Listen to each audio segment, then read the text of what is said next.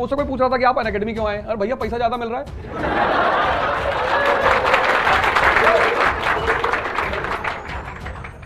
जिंदगी में सीधी बात, नो बकवास। इस दुनिया में हर आदमी पैसे के लिए काम करता है, जो नहीं करता वो हिमालय में है। जीवन में गलत कॉन्सेप्ट कभी रखने ही नहीं। तुम अपने जीवन को अपने हिसाब से जियो कि मैं इसलिए कर रहा हूँ, मैं ऐसे कर रहा हूँ, मैं दुनिया बदल दूंगा, तुम कुछ नहीं कर पाओगे। तुम एक ही काम कर सकते हो, खुद को बदल सकते हो, और जो काम तुम कर सकते हो बस वही करो। आपके लिए कैसी किताब लाऊं जो आपको बहुत पसंद है ये, और मैं आज कहूंगा आपसे कि आप सारे लोग इस किताब को ले जरूर।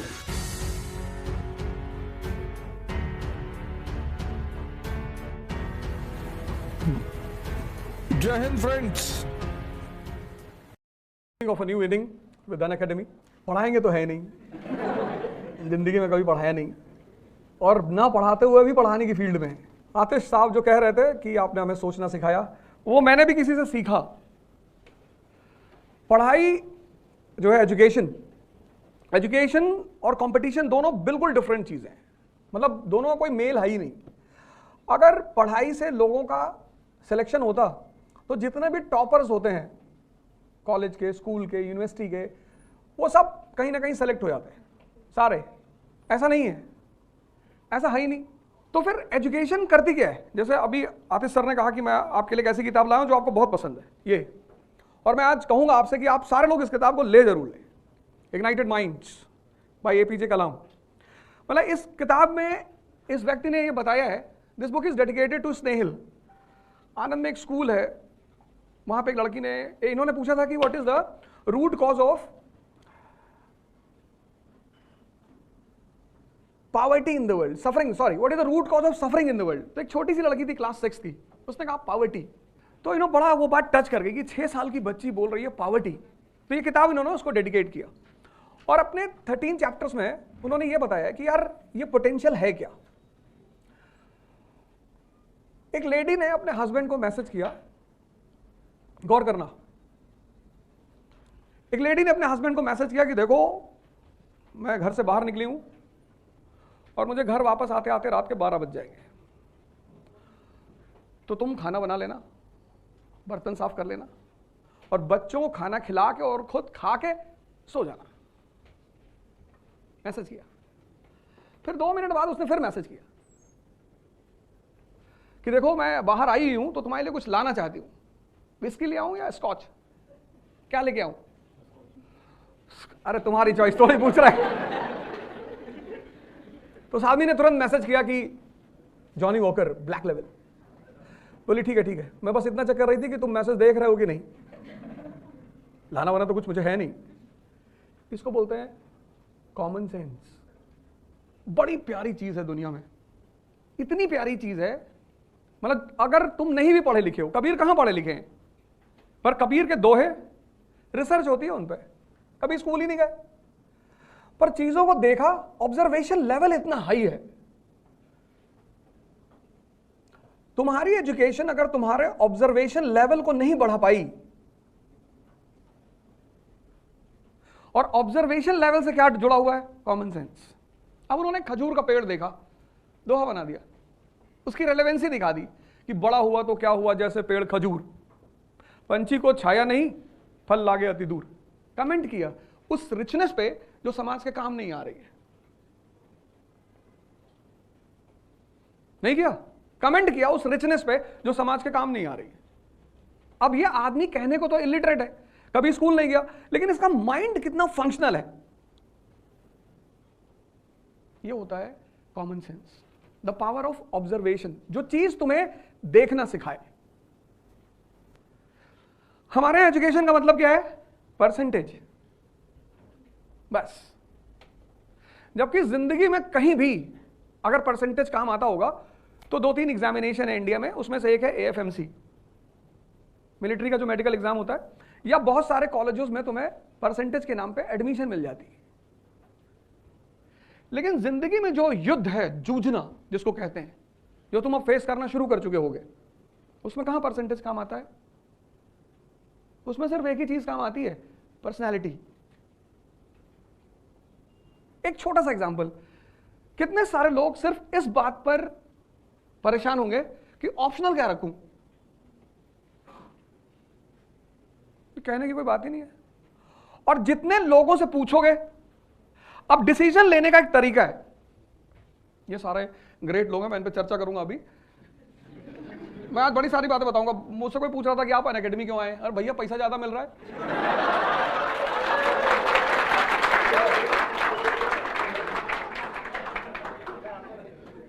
जिंदगी में सीधी बात, नो बकवास। इस दुनिया में हर आदमी पैसे के लिए काम करता है, जो नहीं करता वो हिमालय में है।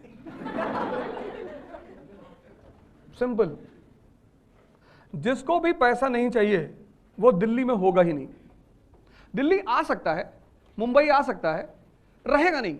मेट्रोज है ये, यहां सांस लेने का पैसा देना पड़ता है। मतलब इतना पोल्यूशन है कि तुम्हें अपने घर में अगर एयर प्यूरिफायर नहीं है ना तो तुम सरवाइव नहीं कर पाओगे। तो जिन जगहों पे सांस लेने का, अच्छी सांस लेने का पैसा देना पड़ता है, उन जगहों पे तुम ये कहोगे कि मैं पैसा कमाने नहीं आया हूं। एकदम आया हूं। तुम अपने जीवन को अपने हिसाब से जियो, अपनी यूटिलिटी बढ़ाओ। हम जितना ट्रॉल होते हैं उतना शायद ही कोई आदमी ट्रॉल होता हो। और इतना मजा आता है मुझे ट्रॉल होने पे कि बताओ तुम्हारे पास इतना खाली टाइम है कि तुम हम पे चर्चा करते हो, और जितनी बार मुझे ट्रॉल करते हैं उतनी बार मेरा ग्राफ और ऊपर चला जाता है। भाई बेइज्जती उस आदमी की करो जिसको इज्जत की परवाह हो। जीवन में गलत कॉन्सेप्ट्स कभी रखने ही नहीं है। तो ऐसा नहीं कि एक ऑब्जेक्टिव टर्म है, सब्जेक्टिव, ऐसा नहीं है। तुम किसी भी फील्ड में हो सकते हो।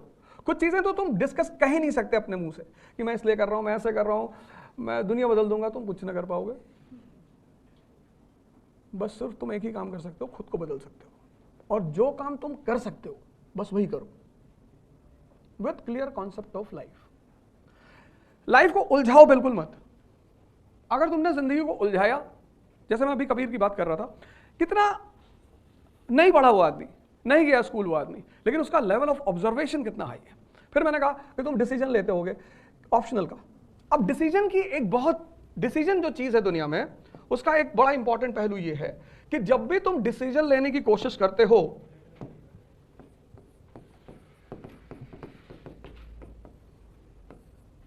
,95% लोग दुनिया में डिसीजन जब लेते हैं तो यूटिलिटी के बेसिस पे नहीं लेते हैं, प्रॉफिट के बेसिस पे लेते हैं कि अच्छा क्या है। अब मान लो तुमने ज्योग्राफी और सोशियोलॉजी दो सब्जेक्ट का अच्छा सोच रहे हो, अच्छा पहला पर्सपेक्टिव तुमने लिया कि दोनों में अच्छा सब्जेक्ट कौन सा है, तुम कभी डिसीजन नहीं ले पाओगे, क्योंकि दोनों अपनी अपनी पर्सपेक्टिव पे दोनों में कुछ ना कुछ खासियत है। तो फिर डिसीजन लिया किस पे जाता है? यूटिलिटी पे, यूटिलिटी पे, रेलेवेंसी पे, चॉइस पे।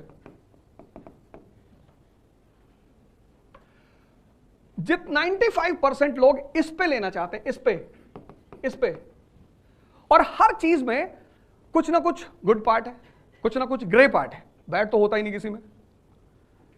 तो जब तुम गुड लेने की कोशिश, गुड इस बेसिस पे जब तुम डिसीजन लोगे तो तुम्हें लगेगा यार ज्योग्राफी एक बड़ा पोर्शन जीएस में आता है, ज्योग्राफी का बड़ा प्यारा कनेक्शन है इकोनॉमी से, ज्योग्राफी जिसकी क्लियर है उसको आईआर में तो इतने नंबर मिलेंगे। आईआर है क्या? What is international relation? It completely depends upon geography. भाई हमें सबसे ज्यादा दोस्ती तो गल्फ कंट्रियों से रखनी है ना। अगर हम आज की डेट में गल्फ कंट्रियों से दुश्मनी कर लें तो इस देश में तो अंधेरा फैल जाएगा। लेकिन फिर अगर तुम दूसरी तरफ आ जाओ, मॉडर्न वर्ल्ड पूरा सोशियोलॉजी पे खड़ा है, एक एस्से का पोर्शन तुम्हें यहां से मिल सकता है, सोशल इश्यूज का पोर्शन ज्योग्राफी जीएस में है, फंस गए ना। इसलिए जब भी डिसीजन लो, इसी को कबीर ने बड़े प्यार से समझाया, बहुत प्यार से। कबीर ने कहा कि चलती चाकी देख के दिया कबीरा रोए, और दो पाटन के बीच में साबुत बचा न कोई। सबके साथ यही हाल है। इस लेवल पे तुम जब भी डिसीजन लेने की कोशिश करोगे, तुम डिसीजन ले ही नहीं पाओगे, पॉसिबिलिटी ही नहीं है। तुम देखो तुम्हारी चॉइस क्या है, तुम्हें सोशियोलॉजी अच्छा लगता है, बहुत अच्छी बात है। अब तुम एक काम करो, दोनों सब्जेक्ट में तुम्हें इक्वल मेहनत करनी है। ऐसा नहीं कोई सब्जेक्ट तुम ले लोगे तो तुम्हें मेहनत नहीं करनी पड़ेगी, सब में चॉइस अगर है, जहां इंटरेस्ट पैदा हो जाता है वहां पे क्या होता है, इंटरेस्ट एक एडिशनल फैक्टर है किसी सब्जेक्ट को चुनने में। जैसे अगर मुझे 5 किताबें रख दी जाए मेरे सामने और एक पब्लिक एडमिनिस्ट्रेशन की, एक इकोनॉमी की, एक हिस्ट्री की, एक सोशियोलॉजी की, तो सबसे ज्यादा देर तक मैं जो पढ़ूंगा वो हिस्ट्री की किताब पढ़ूंगा। तो अगर मुझे पहले पिकअप करना होगा तो मैं कौन सी किताब पिकअप करूंगा? हिस्ट्री की। तो जहां तुम्हारा इंटरेस्ट है बस वो एक एडिशनल फैक्टर तुमको ये दे देगा कि उस सब्जेक्ट को तुम ज्यादा पढ़ोगे। पहला पॉइंट हो गया, जो तुमसे रिलेटेड है, इसके अच्छेपन से रिलेटेड नहीं है, वो तुमसे रिलेटेड है। दूसरा पॉइंट क्या हुआ, अब अच्छा तो है, तुम्हें अच्छा लगता है, लेकिन उस सब्जेक्ट का जो लूप होल है कि इसको पढ़ना कैसे है, इसमें पढ़ना क्या है, इसमें क्वेश्चंस कहां से आते हैं, तो तुम इसमें एक अच्छा सा टीचर देख लो। तो पहला पॉइंट हो गया इंटरेस्ट और दूसरा पॉइंट हो गया टीचर उस पर्टिकुलर सब्जेक्ट का। ये क्या करेगा टीचर, ये तुम्हारे 50% जो मेहनत है, फॉर एग्जाम्पल गांधी जी 1922 1947, ये डायग्राम बना लेना। 1922 48 में उनकी डेथ हो गई, तो 48 क्या कंट्रीब्यूशन है गांधी जी की इंडियन फ्रीडम स्ट्रगल में? क्यों इतना बड़ा नाम दिया जाता है उन्हें?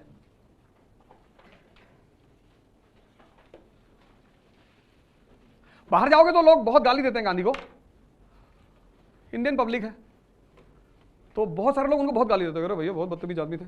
इस दुनिया की दूसरी सबसे बड़ी खासियत जज बनती है, जज। यहां हर आदमी जज है, ये आदमी बुरा है, ये आदमी अच्छा है, ये ऐसा है। तुम्हारे काम का है कि नहीं?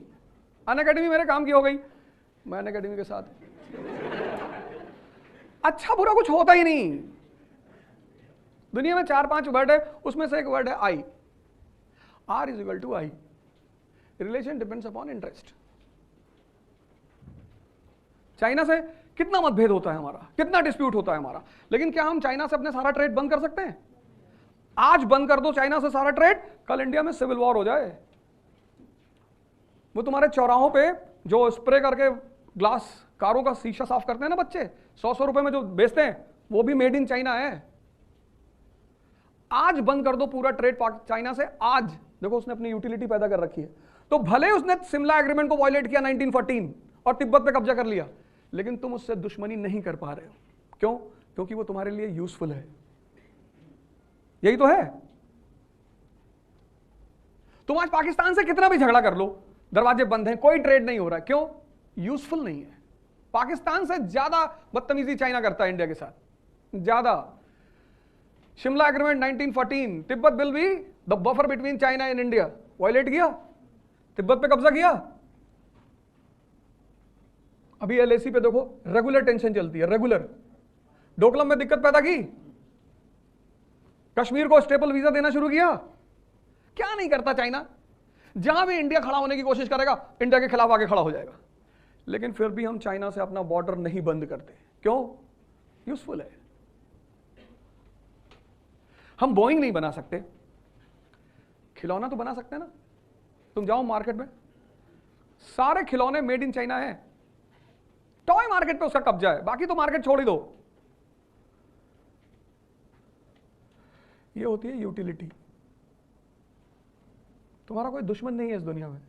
अगर तुम सोचते हो तो ये तैयारी छोड़ देना, ना कर पाओगे। तुम्हारा कोई दुश्मन ही नहीं है ही नहीं। और अननेसेसरी किसी से दुश्मनी करोगे, वो तुम्हारे दिमाग में आके बैठ जाएगा। वो तुम्हारा ये चक्रा जो है इसको ब्लॉक कर देगा, वो तुम्हें सोचने नहीं देगा।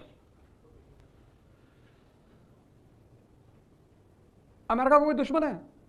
अमेरिका कोई दोस्त है? America is completely a capitalist country. Capitalism की गोद में पैदा हुआ अमेरिका। उसकी मां कैपिटलिज्म, उसका बाप इंडस्ट्रियल रेवोल्यूशन। 1757 में दुनिया में इंडस्ट्रियल रेवोल्यूशन हुआ और 1787 में यूनाइटेड स्टेट्स ऑफ अमेरिका पैदा हुआ। नो, इसलिए इस कंट्री की जो इथिक्स है वो ईस्ट की इथिक्स से बिल्कुल अलग है। यहां पर ईस्ट में प्रोस्टिट्यूशन पाप है। आज भी भले लोग रेगुलर बैंकॉक जाएं, थाईलैंड जाएं, वो अलग बात है कि वहां वो ध्यान करने जाते हैं, बुद्धिस्ट पगोड़ा है। लेकिन यहां पे वो पाप नहीं है। कैपिटलिज्म का बेटा है, कहता जो भी बिकता हो सब बेच डाल, जो कुछ बिकता हो, जो कुछ। बोले साहब ये लड़का लड़के से शादी करने दे, टैक्स ले ले $5,000 दे रहा है, हाँ कर ले, 4 बार और कर ले, 5-5 हजार दे, खत्म। उससे मतलब ही नहीं। साहब वो लड़की लड़की से शादी कर रहे, अच्छा कर ले। साहब ये 4-5 लोग मिलकर शादी करना चाहते हैं, हाँ कर ले, $5,000 ले ले। हाँ, इसलिए जब ईस्ट का आदमी यहां आता है ना और यहां की सोसाइटी में पहली बार एंटर करता है और लास वेगास जाता है, बेहोश हो जाता है। अरे मम्मी क्या हो गया? अब वहां उसको कुछ और ही पढ़ाया गया है, यहां का कल्चर, यहां का सोसाइटी, यहां की मोरालिटी, यहां की एथिक्स। अभी वो लैंड करता है यूएस में, तो एक बार तो उसे डाउट हो जाता है कि धरती पे है यहां। ऐसा कुछ नहीं है, ये कंट्री है कैपिटलिज्म की, ये कंट्री है इंडस्ट्रियल रेवोल्यूशन की, और आज जो पूरी दुनिया में खेल चल रहा है वो इन 4 लोगों के बीच चल रहा है। एक एप्पल को चैलेंज किसने कर रखा? OnePlus ने। इस एप्पल और OnePlus के सामने एक आदमी खड़े होने की कोशिश कर रहा है।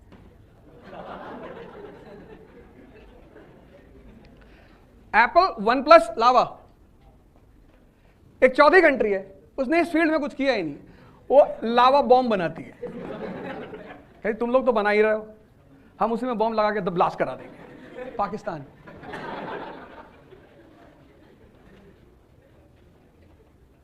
यही तो है। आज कंपटीशन इन्हीं के बीच तो चल रहा है, आज सारा खेल इन्हीं के बीच का तो है। तो अब इस तैयारी का जो मतलब है प्रिपरेशन, बिना पढ़े तो तुम दे ही नहीं सकते, लेकिन सिर्फ पढ़ने से कुछ होगा ही नहीं। इसलिए जितने लोग प्रिपरेशन करने आते हैं आईएएस की और सिर्फ पढ़ने पे बहुत ध्यान देते हैं, मतलब 15 आवर्स पर डे पढ़ते हैं, बहुत सारे लोग पढ़ते हैं, कुछ लोग तो धीरे जबान में 16 भी बोल देते हैं। अब अगर टॉपर हैं तब तो तुम कुछ बोलोगे नहीं। जो आईएएस का टॉपर कह दिया कि I used to study 19 hours, तो तुम भले ही सर झुका के कुछ उल्टा सीधा बोल लो, लेकिन उस वक्त मान लोगे कि पढ़ता होगा।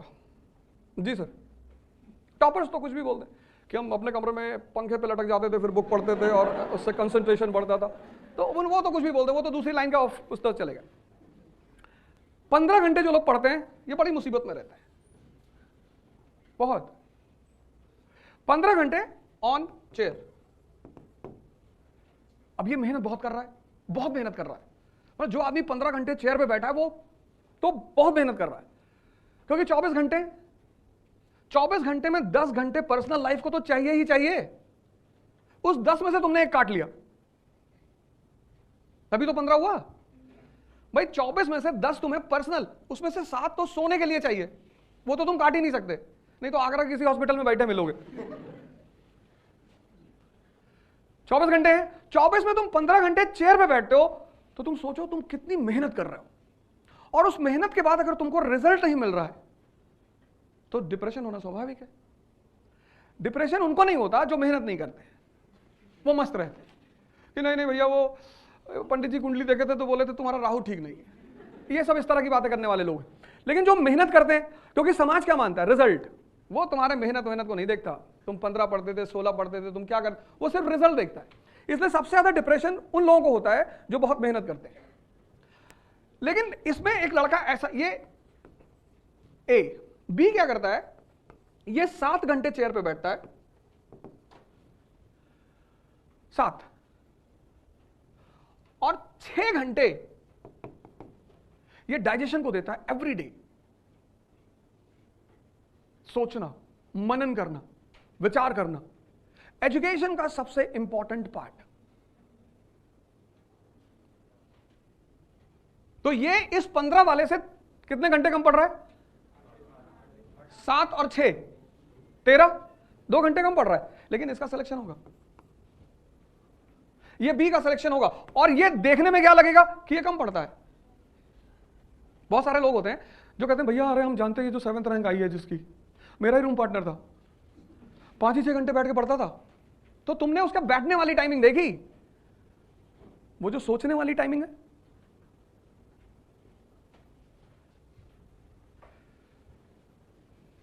प्रिपरेशन एकदम डिफरेंट वर्ड है, एकदम डिफरेंट।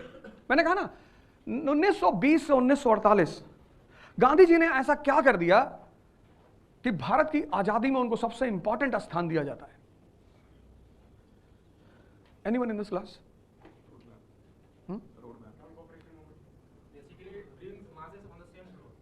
कैसे? इंटरेक्शन करो, बोलो जरूर, शांति से मत बैठो कि प्रवचन सुनने आए। यस यस,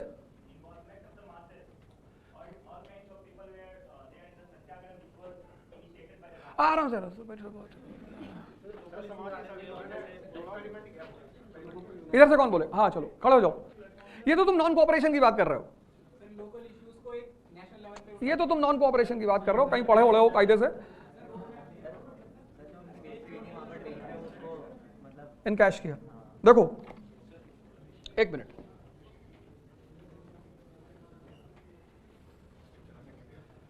(1858)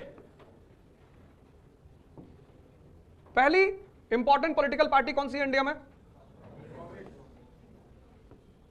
66 पहली पार्टी है ईस्ट इंडिया एसोसिएशन। ये पहली इंपॉर्टेंट पॉलिटिकल पार्टी है। ईस्ट इंडिया एसोसिएशन किसने बनाई? दादा भाई नौरोजी ने। कहां बनाई? लंदन में। लेकिन अगर तुम 1866 का इंडिया देखो, गौर से सुनना कि पढ़ना, प्रिपरेशन किसको कहते हैं? What is preparation? अरे यार 1866 का India 90% illiterate, 90% suffering from poverty, and there is nothing called India. कुछ इंडिया जैसा है? नहीं है, है ही नहीं। There is nothing called India. India जैसा कुछ है ही नहीं। अब देखो बैकग्राउंड देखो और फिर इस पॉलिटिकल पार्टी को देखो। अब सोचो तुम कि इंडिया जैसा कुछ है ही नहीं, 90% लोग इलिटरेट हैं और 90% लोग पॉवर्टी से सफर कर रहे हैं, तो उनकी इमीडिएट जरूरत क्या है? रोटी कपड़ा। उनसे अगर तुम जाके आजादी की बात करोगे, मारेंगे तुमको। तो ये पार्टी कहां बनी? लंदन में। देखो इंडिया में नहीं बनी, बनी नहीं सकती थी। कनेक्ट करो दोनों को, इन दोनों को कनेक्ट करो। इस बैकग्राउंड में क्या इंडिया में पॉलिटिकल पार्टी बनना संभव था? नहीं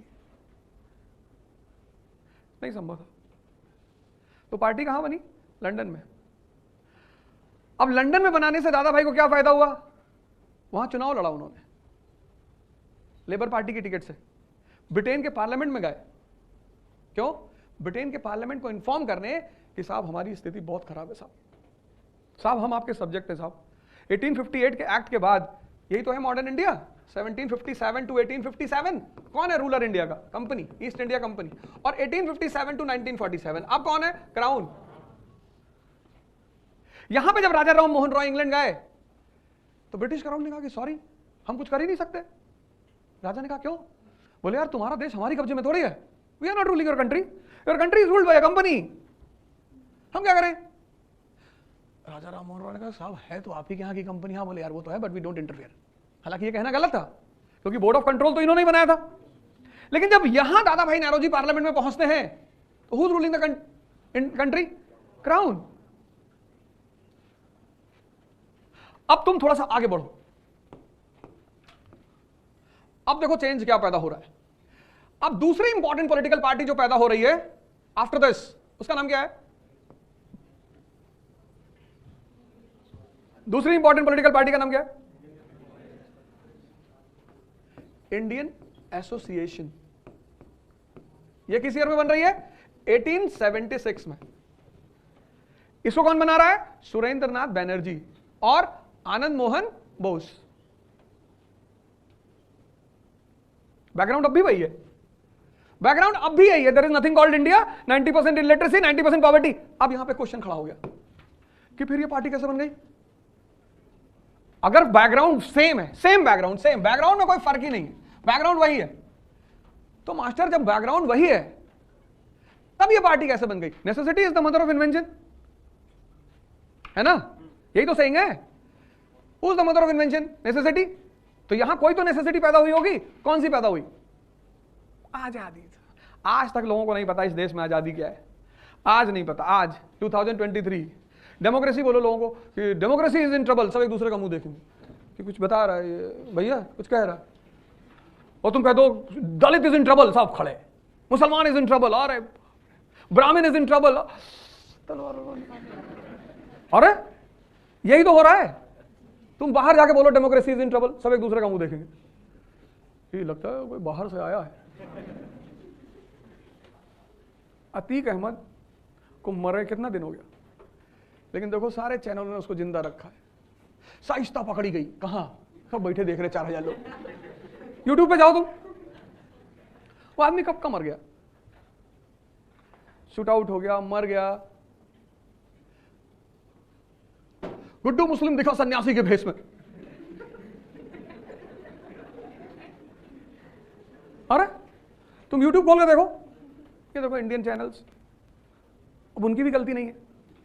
1 अरब 50 करोड़ लोग, जिसमें 90 करोड़ बस खाली बैठे, मजा नहीं आ रहा यार, किसी लड़की नहीं भाग रही है।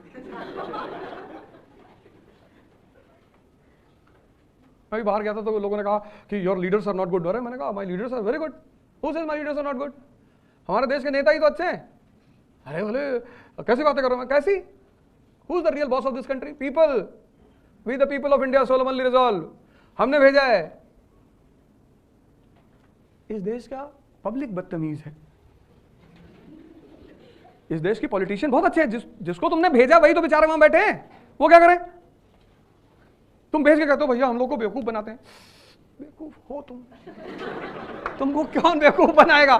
बेवकूफ उसको बनाया जाता है जो थोड़ा सा मैच्योर हो, जो सिगरेट मुंह में उल्टी डाल के सड़क पे चला जा रहा है धुआं छोड़ते हुए, उसको पता ही नहीं पीनी है कि धुआं फेंकना है, क्या करना है। अब देखो यहां पे जब तुमने ये बात पढ़ी, ये डेवलपमेंट तुमने पढ़ा, किताब खोली तुमने, ये चीज उठाया, तो तुम्हें यहां क्वेश्चन मार्क लगाना चाहिए। ये बहुत इंपॉर्टेंट साइन है जीवन में, चाबी की तरह है, दिमाग को खोलता है ये। अभी तक तुम क्या करते थे, बुक्स में अंडरलाइन करते थे, बंद कर दो। अब जिस लाइन को पढ़ो अगर तुम्हें वो ना समझ में आए, वहां क्वेश्चन मार्क लगा दो। जब तुम बुक को अंडरलाइन करते हो, दोबारा पढ़ते हो, तो तुम्हें फील होता है कि तुम एक बार पढ़ चुके हो। लेकिन जब तुम क्वेश्चन मार्क लगाओगे और दोबारा पढ़ोगे, तो जो लाइनें तुम्हारी क्लियर नहीं होंगी वो तुम्हें हॉन्ट करेंगी कि यार ये कैसे हुआ था, यार ये क्यों हुआ था। अब देखो तुम्हारे सामने कितना बड़ा केस है ये कैसे हो गया, ये इंडियन एसोसिएशन कैसे पैदा हो गई, किसने पैसा फंड कर दिया, किसकी जरूरत पड़ गई, क्योंकि तुम्हें फॉर्मूला पता है, necessity is the mother of invention. तो किसकी जरूरत पड़ गई कि ये पैदा हो गया, किसी की तो पड़ी होगी ना, किसी की जरूरत तो पड़ी होगी। There can be no organisation without finance, बिना पैसे के तो कोई ऑर्गेनाइजेशन हो ही नहीं सकता। Example, there will be no organisation without finance. Example, कोई एग्जाम्पल दो इस स्टेटमेंट को प्रूव करने के लिए।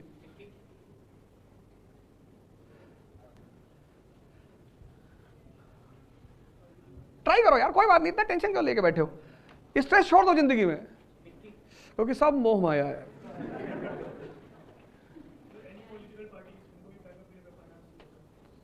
जिंदगी में स्ट्रेस छोड़ दो, प्रेशर छोड़ दो। हम अभी आ रहे थे तो हमसे लोगों ने कहा कि यार जो है, मैं अभी देहरादून से आ रहा हूं सुबह सुबह, वहां बहुत ठंडक पड़ रही है मसूरी में, दिसंबर जैसी।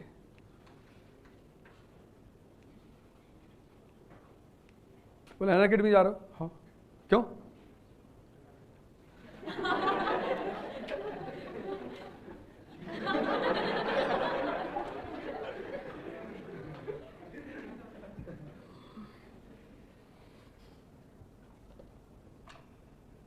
इस देश में सबसे ज्यादा अच्छे लोग रहते हैं और इस देश में सबसे ज्यादा लोग परेशान होते हैं उन्हीं अच्छे लोगों से। सबसे ज्यादा इसी देश में लोग कहते हैं भैया हमें झूठे लोग पसंद नहीं है, हम भैया कभी झूठ नहीं बोलते। तब जिंदा क्यों हो, बोलो। सच बोलना कोई आर्ट ही नहीं है। सूरज चमकता है, इट्स अ ट्रुथ, उसमें कौन सा आर्ट है। सूरज अवधोजा की मंत्र शक्ति से चमकता है, इसको अगर तुम सिद्ध कर ले जाओ और लोग आके तुम्हारा पैर पकड़े कि भैया आप मंत्र मत बंद करो,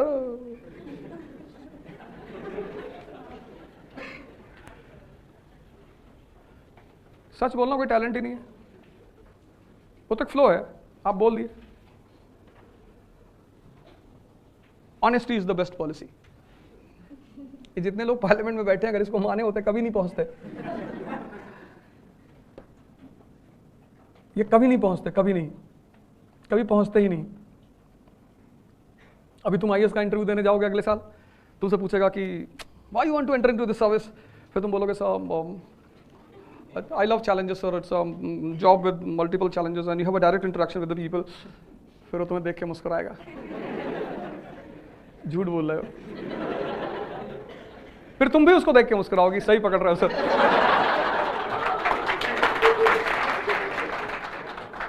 और फिर तुम्हें इतना नंबर मिलेगा इंटरव्यू में। Interaction without words is the best interaction in the world, जहां आपको सामने वाले से कुछ बोलना ही ना पड़े और इंटरैक्शन हो जाए, जहां तुम ज्यादा बोलो। कुछ लड़के आते नहीं कहते भैया मैं तो 40 minutes I have explained everything. कौन बोला था? कौन बोला एक्सप्लेन करने के लिए? उनको एक मैच्योर माइंड चाहिए, मैच्योर, कि बस इशारा किया और वो समझ गया कोरोना फैल रहा है, स्टिल कोरोना राइजिंग। तुम सर्वेंट किसके बनने जा रहे हो? इंडियन गवर्नमेंट के। गवर्नमेंट में है कौन? Indian leaders. लीडर्स,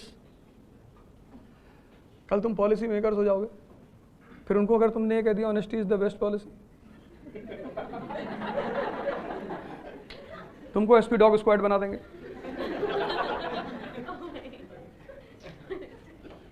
मैं थोड़ी कह रहा हूं, ऐसा रविश कुमार जी कहते हैं, मैं ये सब नहीं कहता हूं। मैं तो, कौन बताएगा ये पार्टी क्यों पैदा हुई, कहां से पैसा आया और कहां से सपोर्ट मिला? बस ये चीज डेवलप करनी है, सिर्फ पढ़ना नहीं है। अब तुम्हें इस ईयर पे जाना है। This is the relevancy of years in history. लोग कहते हैं ना हिस्ट्री में ईयर का क्या रोल है। अब देखो हिस्ट्री में ईयर का क्या रोल है, क्यों हिस्ट्री में ईयर इंपॉर्टेंट रोल प्ले करता है, क्या है ईयर्स? 1876,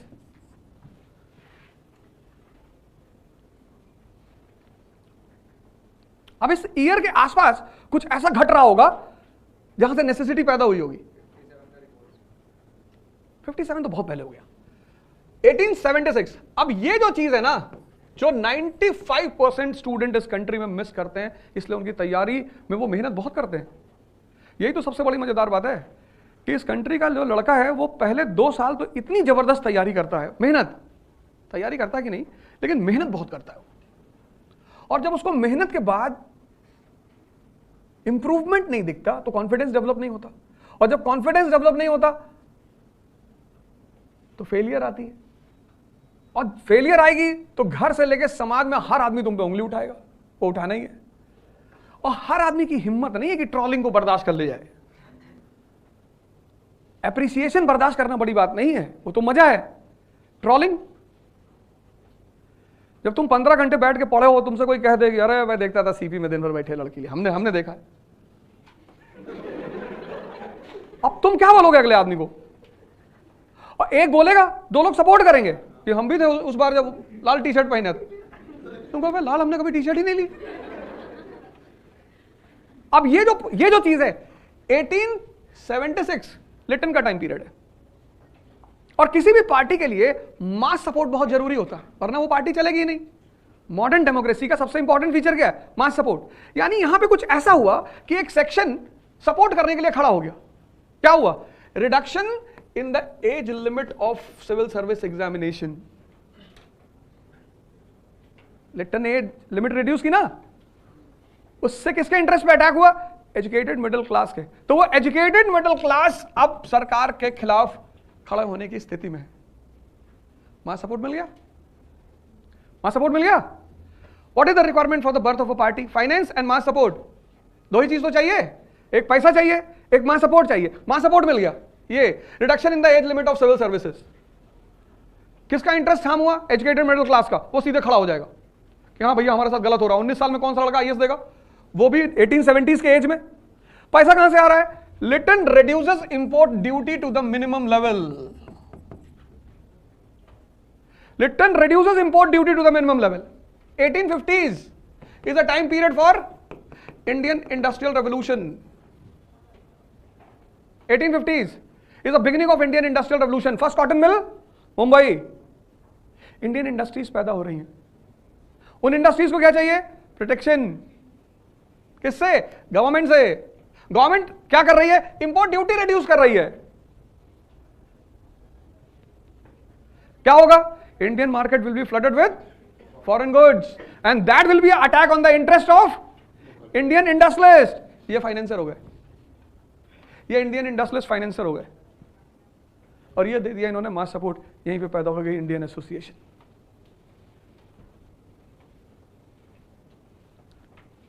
बात समझ में आई? ये मिसिंग है तुम्हारी पढ़ाई में। तुम कितना भी पढ़ो, कितना भी, अगर तुम्हारा पढ़ना और के साथ सोचना गायब है, मतलब तुम उस सोच को इवॉल्व नहीं कर रहे हो, प्रिपरेशन इज नॉट स्टडिंग। एक सिंपल लाइन ये है कि preparation is not studying. Then what is preparation? क्योंकि अगर तुम पढ़ नहीं रहे हो तो प्रिपरेशन तो तुमसे होगी ही नहीं, वो तो मैंडेटरी है पढ़ना। तो प्रिपरेशन क्या है? Preparation is the development of evolution of thought process. Not clear? नहीं बात क्लियर हुई? ये जो थॉट प्रोसेस है ना, ये तुम्हें डेवलप कर रहा है। अब देखो थोड़ा सा आगे बढ़े, 1885 में पहुंचे, अब यहां बन गई कांग्रेस। अब इस जो एवोल्यूशन है, ये जो एवोल्यूशन है, अब तुमसे जब वो क्लास 12 की एनसीईआरटी से क्वेश्चन पूछेगा तो तुमसे पूछेगा कि the policies of Lytton were responsible for the birth of Indian association, explain. Direct question है, एनसीईआरटी में आंसर लिखा हुआ, तुम लिख दोगे। यूपीएससी तुमसे सिविल सर्विस कैसे क्वेश्चन पूछेगी कि the birth of INC was the outcome of regular events after 1858। Do you agree with this statement? अब ये डायरेक्ट क्वेश्चन नहीं है। दोनों क्वेश्चन में कितना फर्क है? अब तुम देखो, एक क्वेश्चन तुमसे उसने पूछा कि the policies of Lytton were responsible for the birth of Indian association, explain. Direct question है ना, सीधा क्वेश्चन है, कुछ सोचना ही नहीं। इसको बोलते हैं स्कूल लेवल ऑफ एजुकेशन। इसीलिए तो स्कूल में हमारी टीचर क्या कहती थी कि रट लो, पढ़ना ही नहीं। और ह्यूमैनिटीज के साथ जितनी बदतमीजी इस कंट्री में हुई है, आज जितना ये परेशानी इस देश को झेलनी पड़ रही है, वो इसीलिए झेलनी पड़ रही। इस देश ने हिस्ट्री कभी पढ़ाई ही नहीं। वो हमारी टीचर क्लास 10th में कहती थी कि हिस्ट्री से नौकरी थोड़ी मिलती है। ये बात सही थी, हिस्ट्री पढ़ के लोग राजा बनते हैं, नौकरी तो नहीं मिलती। ये बात तो सही है, क्योंकि हिस्ट्री सारा खुराफात सिखाती है, बेईमानी। प्लासी का युद्ध कैसे जीता? बेईमानी से। तो जिसको प्लासी का युद्ध समझ में आ गया, उसको एक कॉन्सेप्ट क्लियर हो गया कि भाई लड़ाई में ताकत की जरूरत नहीं है। किसकी जरूरत है? बेईमानी की। वो राजा बनेगा। ये बात वो फिजिक्स केमिस्ट्री वाला जानता ही नहीं। वो बेचारा लाइन में खड़ा है कोरोना के टाइम पे, वो टीका लगवाने के लिए 500 की लाइन में खड़ा है। और वो जो ह्यूमैनिटीज पढ़ के लड़का गया है, वो सीधे डॉक्टर के पास पहुंचा कि कहा भाई डॉक्टर, निकाला रख दिया। जर्मन से मंगाए थे, कानपुर में जो हत्या हुई थी इसी पिस्टल से तो हुई थी। गुड्डू इसको भी लगाओ, हमको भी लगाओ। जी जी भैया लगा रहे। वो आईआईटीएन इतना पढ़ने के बाद कह रहा है, I am not satisfied in this country, I don't know what shit is going on in this country.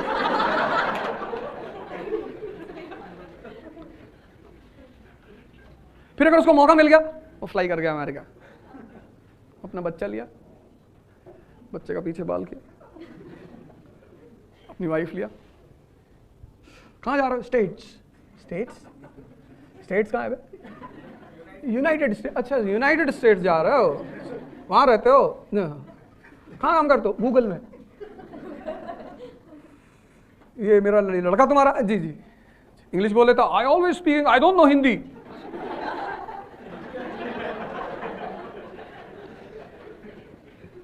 मेरे कई सारे फ्रेंड्स उधर रहते हैं, तो जब इंडिया आते तो हमसे कहते हैं कि यार तुम सही कहते थे, हिस्ट्री पढ़नी चाहिए थी, क्योंकि जीतोगे तभी जब तुम प्लासी को समझोगे।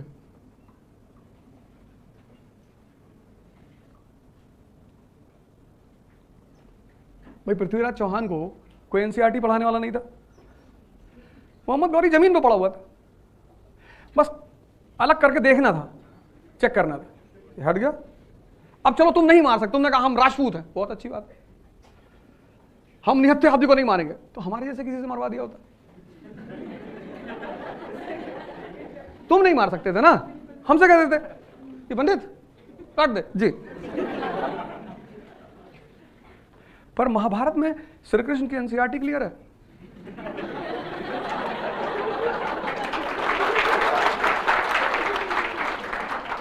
वो कौन का पहिया फंसता है, वो उतरता है अपना पहिया निकालने के लिए, अर्जुन बैठ जाता है रथ पे पीछे, कृष्ण देखते पलट के, क्या कह रहा बना ले तब तक निकालेगा। बोले बेटा निकालेगा तब ना मार पाओगे, अभी मारो।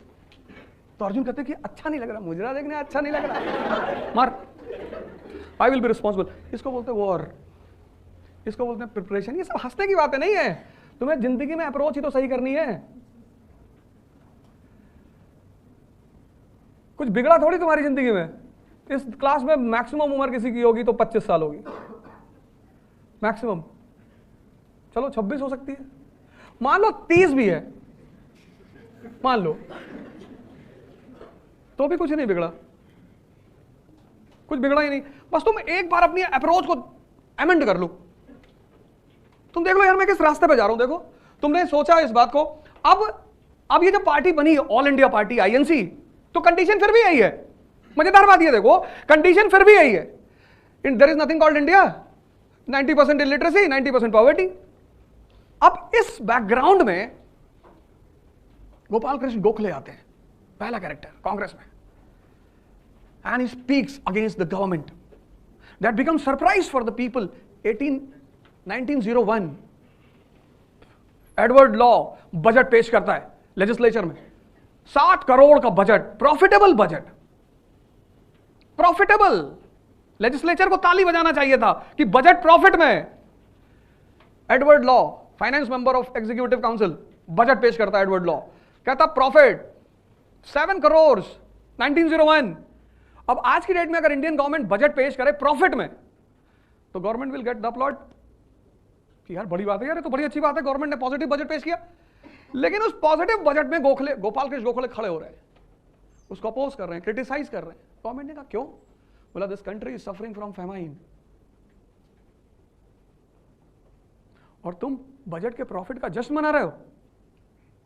लोग भूखे मर रहे हैं, लोग एक दूसरे को मार कर खा रहे हैं। कभी वो किताब पढ़ो तुम, आनंद मठ, तब तुम्हें पता चलेगा फेमाइन क्या होता था। आनंद मठ, कभी तुम्हें मौका मिले वो किताब पढ़ना, आनंद मठ। लोगों ने इंसान को मारकर खाया है, और कभी कभी तो अपनी ही फैमिली मेंबर को मार के खाया है, क्योंकि सर्वाइवल का मुद्दा था, कुछ भी नहीं था। भाई पेड़ खा लिए, पौधे खा लिए, जो जानवर थे वो खा लिए, फिर भी इंसान के अंदर तो खुद को बचाना है ना लास्ट लिमिट तक किसी भी तरह। तो फिर गोखले ने अपोज किया, पर गोखले के पास मास सपोर्ट नहीं है, तो गोखले क्या कर रहे हैं? Petition, prayer and protest. फिर तिलक आ गए, तिलक के पास मास सपोर्ट पैदा होना शुरू हुआ। और फिर तीसरा कैरेक्टर गांधी, और वो गांधी इस कंडीशन में जहां मास को बुलाना पॉसिबल नहीं था, वो ले आता मास को, आओ द पाइड पाइपर। तब अंग्रेजों को आश्चर्य हुआ कि यार कैसे यार,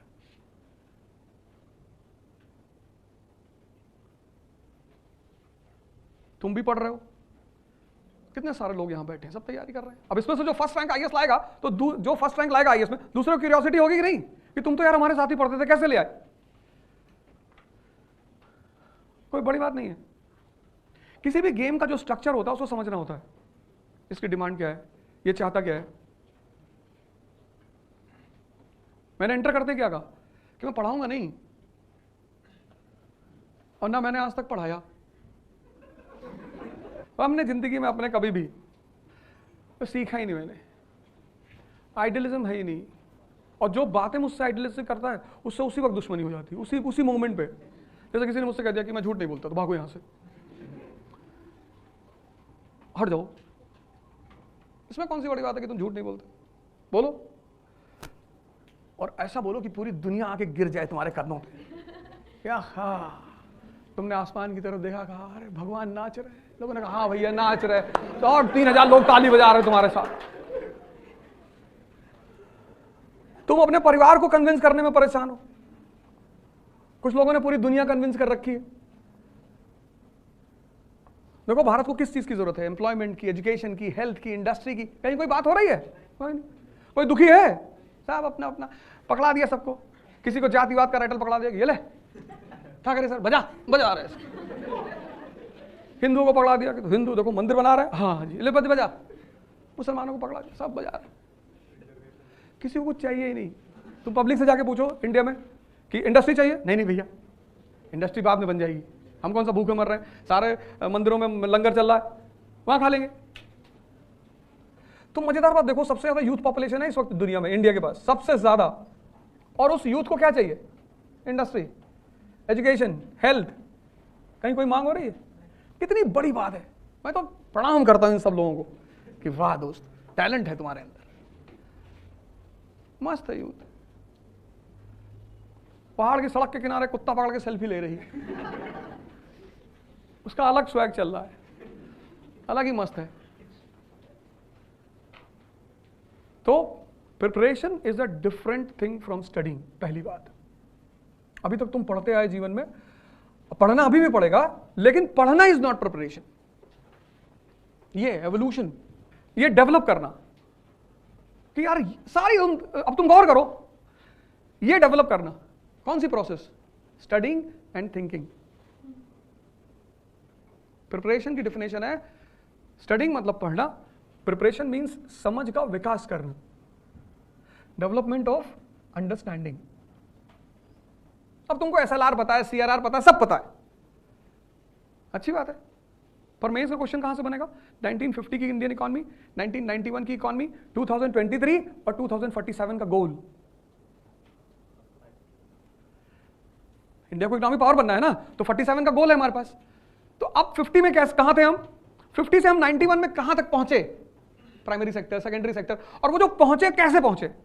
फिर 91 से 2023 की जर्नी हमारी कैसी रही? उठापटक की जर्नी रही। और अब 23 के बाद 47 हमारा गोल है, इंडिया का इंडस्ट्रियल पावर। अब हमें क्या क्या करना है? तो without basics of economy will you be able to create that chart? No. Will you be able to create that chart? No. तो पढ़ना है, लेकिन पढ़ने के साथ किस चीज का विकास करना है? समझ का। इसलिए जितने लोग तैयारी करने आते हैं, जितने भी टीचर, तो दुनिया में कोई बुरा नहीं, और ना दुनिया में कोई कोचिंग बुरी है। तुम किस आदमी से क्या ले पाते हो? 105 लोग द्रोणाचार्य के पास हैं, आईएएस की तैयारी कर रहे हैं, 100 कौरव और 5 पांडव, और उसमें से एक ही आदमी क्वालिफाई करता है, अर्जुन। तो अब कमी द्रोणाचार्य की है? नहीं, कमी उन 104 लोगों की है जिनको डिसाइड नहीं है कि करना क्या है। युधिष्ठिर को बुलाता है द्रोणाचार्य, किधर आ, क्या दिख रहा है? बोले गुरुजी आप दिख रहे हो। भाग जाए यहां से, तो मैं दिख रहा हूं। नकुल को लगा कि गलत बोल गया, तो बोले गुरुजी पेड़ दिख रहा है, उसको भी भगा दिया।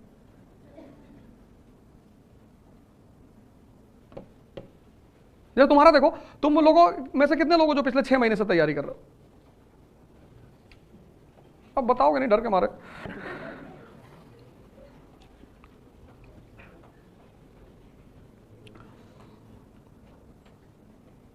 बताओ यार, कुछ कोई नहीं कर रहा है? थोड़ा ज्यादा तगड़ा हाथ उठाओ ऐसे। अच्छा, अभी शुरू किए? 6 महीने नहीं हुए? 3 मंथ्स?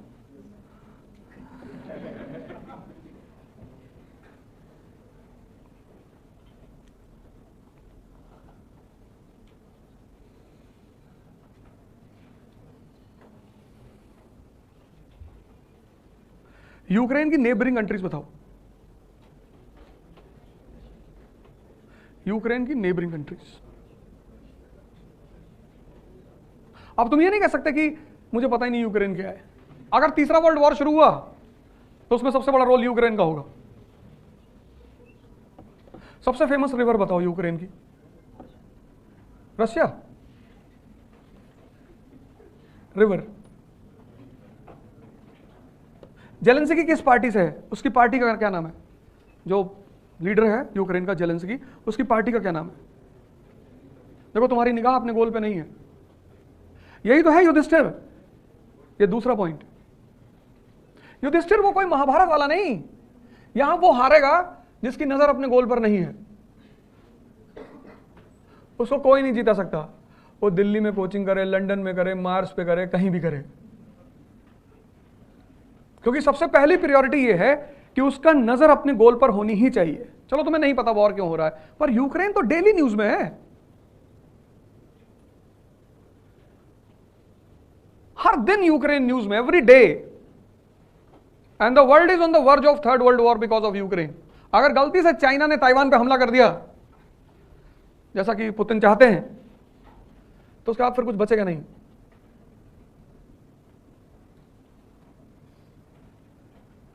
कितनी बड़ी बात है, देखो ये दूसरी बात है। आईएएस बनने के लिए सबसे बड़ी बात यह है कि तुम्हारा न्यूज़पेपर पर कमांड पैदा हो जाए, क्योंकि न्यूज़पेपर का मतलब क्या होता है? Newspaper means mirror. डेमोक्रेसी में जो जान है डेमोक्रेसी की, वो है न्यूज़पेपर। इंडियन डेमोक्रेसी ट्रबल में क्यों है? क्योंकि इंडियन प्रेस वीक है। यहां का आदमी जो है वो सिर्फ न्यूज़पेपर पढ़ता है जब वो आईएएस की तैयारी करता है, जबकि जिस कंट्री में डेमोक्रेसी है उस कंट्री में न्यूज़पेपर कंपलसरी है। भाई तुम्हारे ये जो नौकर हैं जो पार्लियामेंट में बैठे हैं, ये तुम्हारे नौकर ही तो हैं, रिप्रेजेंटेटिव है, तुम्हारे टैक्स से सैलरी लेते हैं। तो ये जो तुम्हारे रिप्रेजेंटेटिव हैं, जब ये तुम्हारा कोई काम करेंगे तो तुम्हें बताएंगे ना। भाई तुमने अपने रिप्रेजेंटेटिव को किसी काम के लिए भेजा, तो जब वो तुम्हें कोई काम वहां करेगा, तुम्हारा काम, तो तुमको ब्रीफ तो करेगा ना कि सर ये कर लिया, सर ऐसा कर लिया, सर वैसा कर लिया। तो जब पार्लियामेंट कोई काम करती है, पॉलिसी बनाती है, तो तुमको बताएगी, because who is the king? The people of India. तो किसके थ्रू बताएगी? प्रेस। और तुम्हारे जैसे लोग जो आईएएस की तैयारी करने आते हैं, वो 2 साल यही पूछते रहते हैं कि न्यूज़पेपर कैसे पढ़े, पढ़ना ही नहीं, जला दो, बड़ा सा गिलास लो, दूध डालो, मिलाओ, पी जाओ, तुम्हारे खून में बहेगा न्यूज़पेपर। तुमको पूछना चाहिए कि न्यूज़पेपर कैसे पढ़ें। बिना न्यूज़पेपर के डेमोक्रेसी कभी सक्सेसफुल हो ही नहीं सकती। तुम्हारे रिप्रेजेंटेटिव्स को तुम तक सारा ब्रीफ करने का रास्ता क्या है? न्यूज़पेपर। बजट आया, बजट आया। अब कितने लोगों ने तुम्हारे सामने इस देश में बजट पे चर्चा की? जितनी अधिक पे चर्चा चल रही है, इतनी चर्चा कहीं बजट पे हुई? नहीं हुई। पहली बार एग्रीकल्चर में 2 नए डेवलपमेंट्स हुए। कौन कौन से बताओ? पहली बार एग्रीकल्चर में 2 नए डेवलपमेंट्स हुए, 2 बिल्कुल नए डेवलपमेंट्स। श्रेयन की बात नहीं कर रहे हैं। सोचो, तुम अपनी कंडीशन देखो, बाहर को तो छोड़ दो, जाने दो। 2 काम अगर कोई आदमी कर ले, एनसीईआरटी पर कब्जा और न्यूज़पेपर पे, ऐसा हो ही नहीं सकता कि उसका सिलेक्शन ना हो।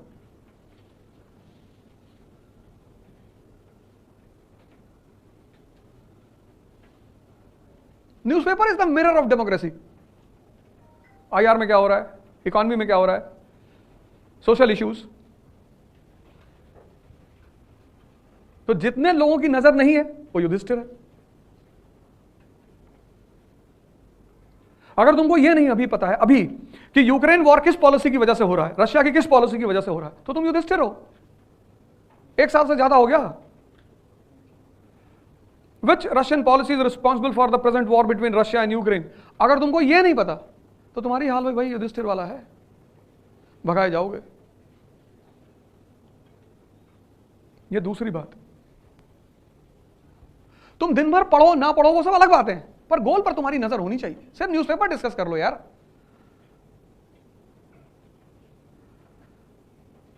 युधिष्ठिर कौन है? जिसकी अपनी गोल पे नजर ही नहीं है ही नहीं। तो जिसका अपने गोल पे नजर नहीं है उसको तुम जबरदस्ती जिता दोगे? ये दूसरी बात। इस प्रिपरेशन में 90% लोग युधिष्ठिर की तरह काम करते हैं, उनका अपनी गोल पे नजर ही नहीं है ही नहीं। पहली बात, प्रिपरेशन मतलब वो पढ़ाई समझते हैं, पढ़ाई है ही नहीं, एवोल्यूशन है वो, ये है प्रिपरेशन। पर पढ़कर ही होती है, ये सच है। दूसरी चीज कि तुम्हें अपने गोल पे नजर रखनी ही पड़ेगी। कोचिंग की क्या रोल है? तीसरा पॉइंट, लास्ट पॉइंट, कि कोचिंग का क्या रोल है, कोचिंग क्यों करनी चाहिए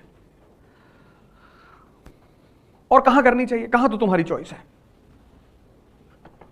पैसा तुम्हारा है, मर्जी है आपकी, आखिर सर है आपका। कोचिंग का सबसे बड़ा फायदा यह है कि आपको वो सब सारी बातें। अगर कोचिंग का फायदा उठाना है तो इस फॉर्मूले को कोचिंग में लगा दो, और भाई साहब उसी साल अगर सिलेक्शन ना हो तो हमसे ले जाओ 1 साल का खर्चा, पर टेस्ट लेंगे और फिर डबल देंगे अगर फेल कर गए तो। मतलब इसका मतलब क्या है? आज तुमको सर ने पढ़ाया फंडामेंटल राइट्स क्लास में, 3 घंटे तुमको पढ़ाया फंडामेंटल राइट्स। जब तुम घर जा रहे हो इसको डाइजेस्ट कर लो। अब वो डाइजेस्ट करने का तरीका क्या है? पहला तरीका लिखना, टू राइट। तुम बिना पढ़े, तुम बिना सोचे पढ़ सकते हो, तुम बिना सोचे लिख नहीं सकते, इम्पॉसिबल। और कम से कम मिनिमम 5 बार वो पूरा क्लास के मैटर को लिखो, अपने वर्ड्स में लिखो बस। मिनिमम 5, मैक्सिमम 10 बार अगर एक टॉपिक तुम लिख डालोगे। पहले मैडम क्या करती थी? जब पनिशमेंट देती थी कहती थी 100 टाइम्स लिख के लाओ। इसीलिए कहती थी कि 100 बार लिखने का मतलब इम्प्रिंट, अब बाहर नहीं जाएगा। दूसरा भी एक तरीका है बहुत प्यारा, पर तुम में से बहुत सारे लोग करोगे नहीं, और वो तरीका है कि जब तुम्हें कोई चीज समझ में आ गई ना, किसी को समझा दो, पर तुम वो करोगे नहीं। तुम्हारे मन में एक डर है कि सामने वाला हो जाएगा IAS। दुनिया में धन बांटने से कम होता है, लेकिन ज्ञान बांटने से बढ़ता है। न्यूज़पेपर पढ़ने का यही तो तरीका है। 4 आदमी ग्रुप बना लो और पूरे न्यूज़पेपर को डिवाइड कर लो। IR, economy, current affair, social issues divide कर लो, और 4 आदमी पर डे नोट्स बनाओ अपने अपने पार्ट का और डिस्कस करो, एक दूसरे से एक्सचेंज कर लो। तुम देखो 1 घंटे में तुम्हारा न्यूज़पेपर तैयार होगा, और धीरे धीरे तुम्हारे अंदर डेवलप होगा न्यूज़पेपर पढ़ने का अप्रोच।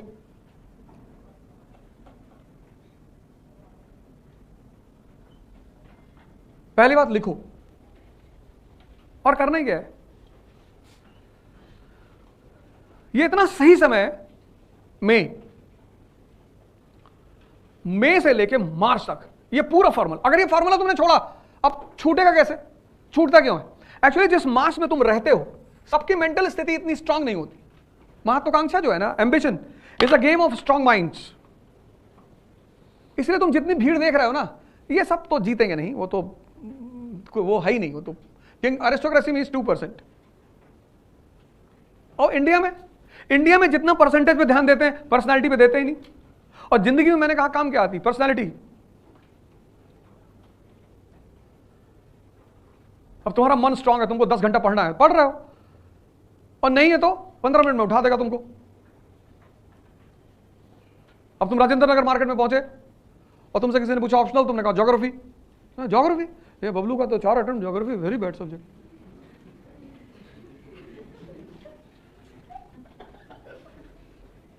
तुम्हारा जो सब्जेक्ट होगा उसकी राजेंद्र नगर में बुराई होगी। ये न्यूटन का चौथा लॉ है।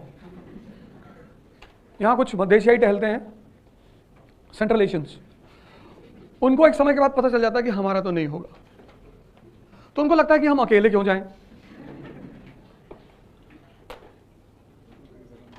जब कोरोना फैल रहा था, तो जब एक को हो रहा था तो दूसरे का वो वेट कर रहा था कि कम से कम कंपनी तो मिलेगी। जब आदमी बर्बाद होते थे, जूस आदमी अकेले पिएगा, शराब नहीं पिएगा।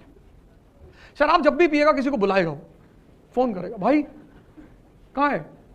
नोएडा में। अरे यार चाचा आए थे श्रीनगर से 2 बॉटल लेके, और तुमने कह दिया कि अरे मैं तो आ जाता लेकिन कैब का पैसा नहीं। अरे मैं दे रहा हूं, भाई दे रहा तेरा।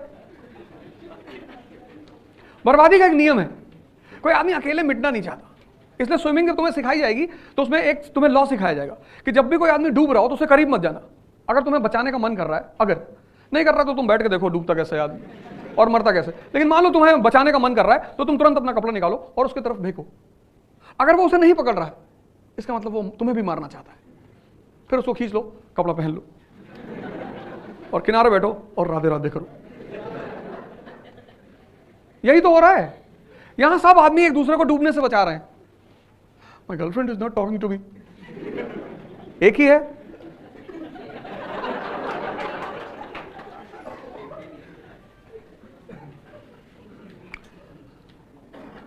नॉट टॉकिंग तो उसमें कोई क्या कर सकता है?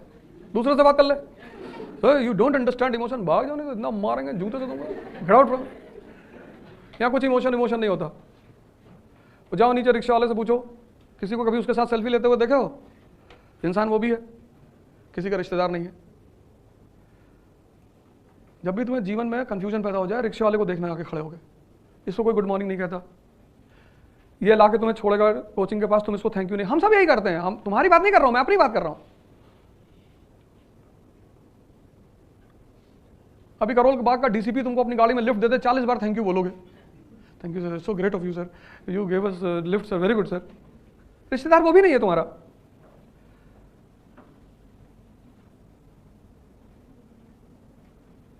इसलिए जिंदगी में जब भी कंफ्यूजन हो, 2-3 जगह चले जाना। एक तो रिक्शा वाले को देख लेना, कंफ्यूजन दूर हो जाएगा। एक किसी गवर्नमेंट हॉस्पिटल के इमरजेंसी वार्ड में चले जाना, वहां अगर तुम सर्वाइव कर गए 5 मिनट, वो तो मुश्किल है थोड़ा सा, हो सकता है तुम्हें दौरा और आ जाए, 2 डेड बॉडी पड़ी है, किसी का सर कटा हुआ उधर लेटा हुआ है, वहां कोई देखने वाला ही नहीं होता। गवर्नमेंट हॉस्पिटल्स में आमतौर पर इतने कहां पे हैं एम्प्लॉइज, इतने सारे केसेस हो रहे हैं, उतने लोग हैं नहीं। एक तो इमरजेंसी वार्ड चले जाना गवर्नमेंट हॉस्पिटल के, और एक और जगह है, और वह है जनरल कंपार्टमेंट ट्रेन का। और 3-4 ट्रेन का नाम मैं बता देता हूं, उसमें एक पुरुषोत्तम है। उसमें अगर तुम जनरल कंपार्टमेंट में बैठ गए किसी तरह से, पहले आप तो इम्पॉसिबल है, पर एक चुनौती है बैठना। अगर तुम बैठ गए और दिल्ली से सिर्फ अलीगढ़ तक चले गए जिंदा, तो 100 की सीटिंग होती है और 700-800 लोग होते हैं, और 3-4 हाथ होता है, 2 पैर होते हैं, उसमें से एक सर निकल रहा होता है। एक आदमी गुटखा खाया हुआ बगल वाले की जेब में थूक दिया उसने, बाहर जा ही नहीं सकते, तो चांस ही नहीं है ना, बाहर कैसे निकलेगा। तो अगर तुम एंटर कर गए उसमें, पहले तो कर ही नहीं पाओगे, लेकिन अगर कर गए और तुम अलीगढ़ तक पहुंच गए, तो तुम्हारा उसी साल सिलेक्शन हो जाएगा। मतलब कोई तुम्हें रोक ही नहीं सकता। ये सब ऐसी चीजें जो तुम जैसे मोटिवेशन ढूंढते हो ना, पहले आप तो जरूरत ही नहीं, क्योंकि जिनके अंदर सेल्फ मोटिवेशन का मतलब होता है एक इनर फायर, वो तुम किसी से ले नहीं सकते। वो या तो तुम्हारे अंदर है या तुम्हें डेवलप करना पड़ेगा। और डेवलप करने का सबसे अच्छा तरीका है कि तुम्हारी बेइज्जती हो जाए, जिससे तुम बहुत डरते हो। चाणक्य, गांधी, अंबेडकर, इन सब की बेइज्जती ही तो हुई। बेइज्जती हुई तो एक जज्बा पैदा हो गया कि करेंगे। तो मोटिवेशन तुम किसी से बोरो नहीं। Motivation is for working class, labourers, मजदूरों के लिए होता है, राजाओं के लिए नहीं होता। King is always self motivated. वो उसको तुम मोदी जी किसको सुनते रहोगे, तब तो 1970s में कुछ था ही नहीं, एक अंदर से आग थी। और भारत जैसे देश में 2 बार लगातार प्रधानमंत्री बनना, from a common background, common, मतलब उनकी इस अचीवमेंट पे मैं फिदा हूं।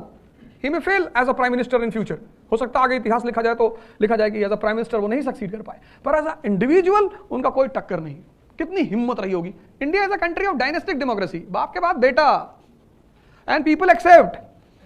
ऐसा नहीं कि पीपल अपोज। तुम महाराष्ट्र देख लो, कश्मीर देख लो, तमिलनाडु देख लो, यूपी देख लो, बिहार देख लो, पंजाब देख लो, India is a country of dynastic democracy.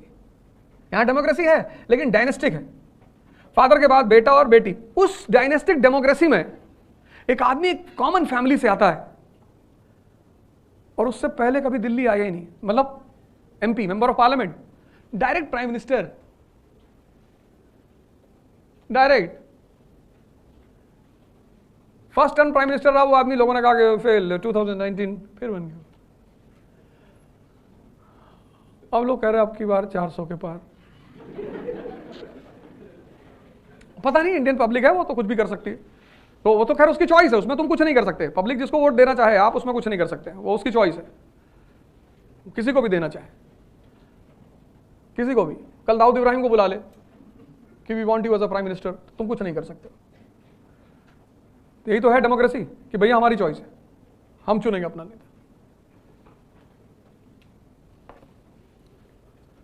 ये 3 काम तुम्हारे लिए इंपॉर्टेंट है। पहला, प्रिपरेशन इज नॉट स्टडिंग, वो तो मैंडेटरी है। Preparation is evolution of thought process. Second, Yudhishthir मत बनो, 24 घंटे अपने गोल पे नजर रखो। और तीसरा, ये काम कर डालो, किसी की मत सुनो। तुम बाहर जाओगे, तुमको लगेगा कि यार मैं कितना स्लो चल रहा हूं, चलोगे ही। अब इसका फायदा पता क्या है? इसका फायदा ये है, कोचिंग का सबसे बड़ा फायदा, कि जो सिलेबस होता है 50% पे तुम टॉप करते हो ना। 80 से 90% सिलेबस हर कोचिंग क्लास में तैयार कराती है, हर कोचिंग।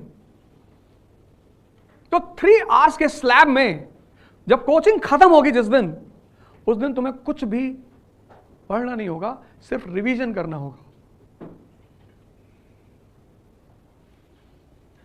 3 घंटे क्लास, 3 घंटे होमवर्क, 6 घंटे हो गए। और 2 घंटे तुम न्यूज़पेपर को रख लो, 8 बहुत है, बहुत है, बहुत। ये दोनों पेट है।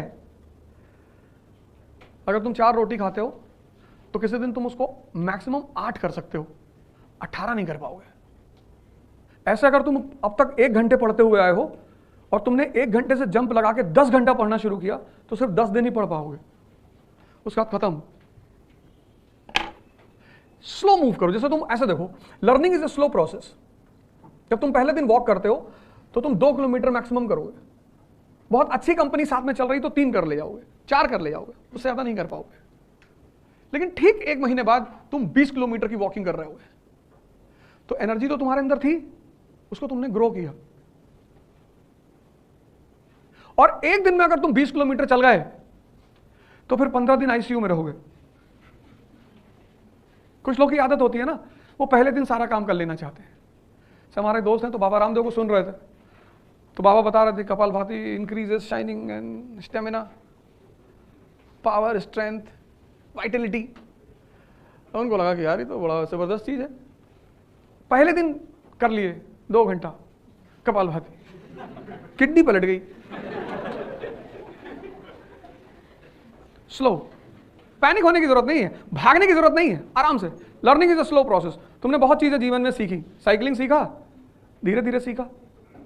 जो भी तुमने सीखा सब धीरे धीरे सीखा। तो जब तुम यहां आए हो तो तेजी से सीख लोगे?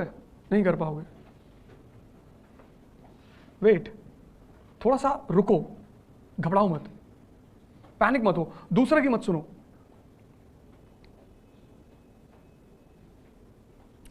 अपनी जिंदगी अपने हिसाब से रखो। तुमको क्या पहनना है, क्या खाना है, कैसे घूमना है, ये सब तुम्हारी चॉइस होनी चाहिए।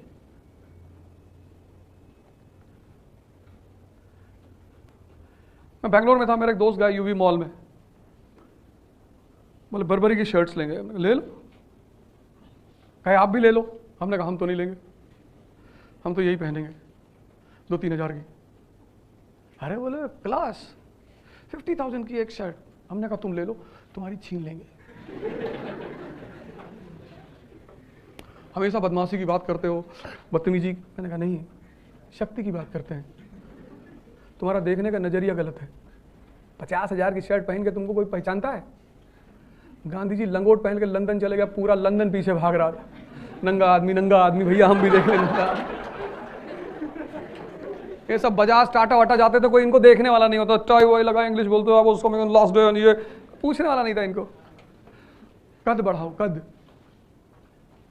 तुम गलत डायरेक्शन में काम कर रहे हो।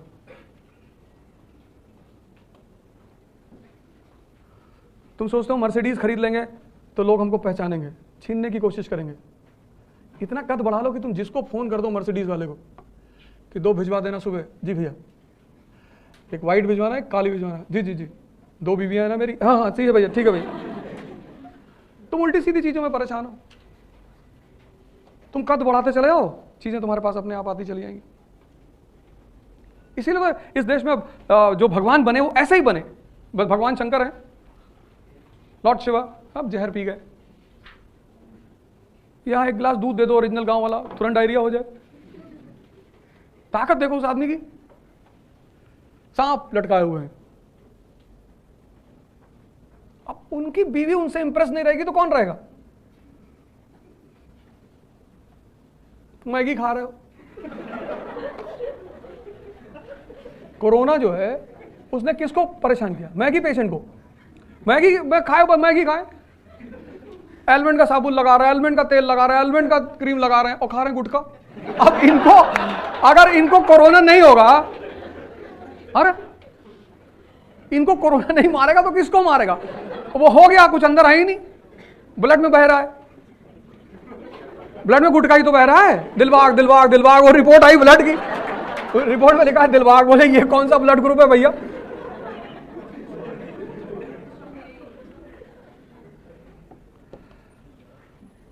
आज से जो है मेरी अनअकैडमी की क्लासेस शुरू हो गई हैं। तुम्हें कोई डाउट है, कोई क्वेश्चन है तुम्हारी साइड से तो पूछ लो। हाँ, ये बहुत चैलेंजिंग काम है। इस पे प्रवचन देना बहुत आसान है। इस क्वेश्चन को प्रवचन देना बहुत आसान है, इस पे बोलना बहुत आसान है, इसको फॉलो करना बहुत मुश्किल है। तो मैंने क्या किया, मैंने अब मुझसे लड़के ने कहा कि सर आप इतनी बड़ी बड़ी बातें करते हो, तो 2 कांड किए मैंने। एक कांड मैंने किया जब मैंने साइकिल यात्रा की लखनऊ से दिल्ली 2019 के आसपास, 19 या 20 में। एक अटेम्प्ट बढ़वाने की मांग की थी यूपीएससी में। साइकिल चलाया था लखनऊ से दिल्ली तक 700 किलोमीटर। 15 लोग मेरे साथ थे, 15। उस 15 में कोई भी आईएएस की तैयारी नहीं करता था। उसमें 4 गुजर थे दादरी से, गांव पड़ता चिथाड़ा। तो मैंने उनसे कहा साइकिल चलाना, बोले चलाएंगे भैया। तो सोचा कहीं जाना होगा 10-20 किलोमीटर। हमने कहा दिल्ली से, लखनऊ से दिल्ली आना है। तो बोले कम है, कन्याकुमारी चलो भैया। और हमें ऐसे ही आदमी की तलाश थी। अरे मैंने कहा बस बस बस बस हो गया काम, बाकी को तो घसीट लेंगे। तो फिर एक वो काम किया। दूसरा, फिर मैंने एक कोर्स शुरू किया जो सुबह 5 बजे मैं पढ़ाता हूं। अब सुबह 5 बजे क्लास लेने के लिए आपको 4 बजे उठना पड़ेगा। जिसने डिसिप्लिन लाइफ में पैदा कर ली, डिसिप्लिन मत किंग, सर्वेंट और किंग में बस एक फर्क है, नौकरी वो करते हैं जिनको दूसरे डिसिप्लिन रखते हैं। राजा कौन है? जो खुद से डिसिप्लिन है, 7 बजे ऑफिस पहुंच गया। नौकर को डर है कि मालिक आ गया होगा। डिसिप्लिन तुम किसी से सीख नहीं सकते, वो इंस्टिंक्ट है, वो एक रॉयल इंस्टिंक्ट है। डिसिप्लिन सबके अंदर होती ही नहीं। नौकरी कौन करता है? देखो 2 चीजें होती है, एक प्रोफेशन, एक job. Lawyer is a profession. Profession हर आदमी नहीं कर सकता, क्योंकि प्रोफेशन में सक्सेसफुल होने के लिए तुम्हारे अंदर कुछ चीजें होनी ही चाहिए। उसमें से एक चीज है डिसिप्लिन, हार्ड वर्क। लॉयर देखो, सारा काम लॉयर का पढ़ने पे टिका हुआ है। लॉयर एक ऐसा प्रोफेशन है जिसमें आदमी ये नहीं कह सकता कि मैं नहीं, उसको मरते दम तक पढ़ना है। इसलिए हर आदमी लॉयर नहीं हो सकता। डॉक्टर वैसा ही प्रोफेशन है। तो तुम्हें अगर डिसिप्लिन में थोड़ी सी भी दिक्कत आ रही है, मैं इस मुद्दे को फिर किसी दिन डिस्कस करूंगा, तो तुम एक काम करो, ध्यान शुरू करो। ध्यान मतलब अपने मन को देखना। यही तो तुम्हें बेवकूफ बना रहा है। ये आज मैंने इस मुद्दे को जानबूझ के छोड़ दिया था। ध्यान भारत की सबसे बड़ी चीज। तुमको घूमना हो तैयार है, पार्टी करना है तैयार है। तुम देखो कुछ चीज में हमेशा तैयार है। तुम इसे को पढ़ना है, कहेगा कल, मना नहीं करेगा, कहेगा कल आज बारिश हो रही है। अब ये नहीं कहेगा कि बारिश हो रही तो आज 18 घंटा पढ़ेंगे, नहीं, आज बारिश हो रही है। बारिश होने की वजह से चिकन बना लेगा 4 घंटा, बारिश होने पे दारू पी लेगा, पार्टी कर लेगा, कहेगा वो बाहर राइडिंग कराए। लेकिन बारिश होने पे ये नहीं कहेगा कि आज बारिश हो रही है, आज 18 घंटा पढ़ेंगे। तुम देखो जितनी पॉजिटिव बातें तुम्हारी जिंदगी को बनाती है ना, उसको ये टालता है। योगा शुरू करना है कल। Tomorrow is the best weapon for mind to befool human being. उस टुमारो से तुम्हें बचना है और अपने ऊपर ध्यान देना है। एक फ्लाइट है देहरादून से दिल्ली के लिए, वो 8 बजे है सुबह, और देहरादून का जो एयरपोर्ट है वो शहर से बहुत बाहर है,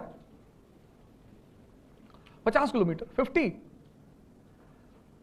और मैं रुका हुआ था प्रेमनगर के आसपास।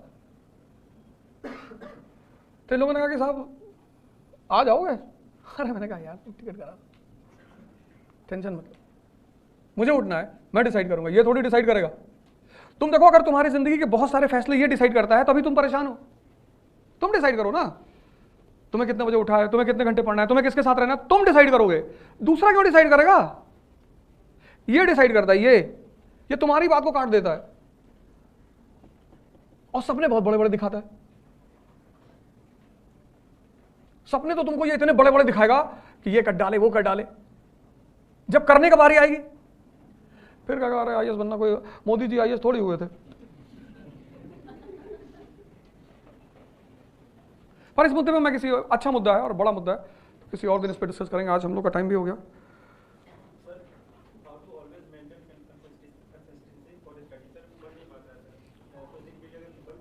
नहीं तो एक काम करो ना, देखो कंसिस्टेंसी टूटने की 2 वजह होती है। पहली वजह जरूरत से ज्यादा इलास्टिसिटी।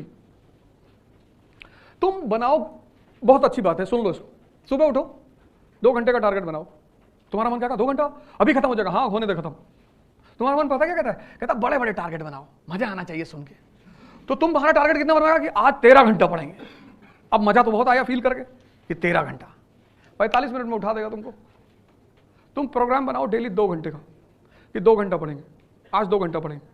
वो 2 घंटे खत्म करो, कोई प्रेशर नहीं तुम्हारे ऊपर, उस 2 घंटे में चीज खत्म करो, फिर एक्सटेंड कर दो कि 2 घंटा और पढ़ लेते हैं यार। ये तुम्हें बेवकूफ बना रहा ना, तुम पलट कर इसको बनाओ। तुम पढ़ो डेली 7-8 घंटे 10 घंटे, पर टारगेट बनाओ सिर्फ 2 घंटे का। तो जब तुम 2 घंटे का टारगेट बना के 7 घंटे पढ़ोगे, एवरी डे तुम्हारा लेवल ऑफ कॉन्फिडेंस बढ़ेगा कि भाई 3 घंटे का टारगेट था, आज तो 8 घंटे पढ़ लिए। अभी क्या होता है, 13 घंटे का टारगेट में तुम 4 घंटे में कोलैप्स कर जाते हो, एवरी डे डिमोरलाइज होते हो। हाँ, अभी तुम्हें क्या करना है, अपना कॉन्फिडेंस लेवल को बढ़ाना है। छोटे टारगेट बनाओ, उसको पूरा करो, सरप्लस में चले आओ, और 2 महीने बाद कॉन्फिडेंस लेवल बढ़ जाएगा, जितना मन चाहे उतना पढ़ो।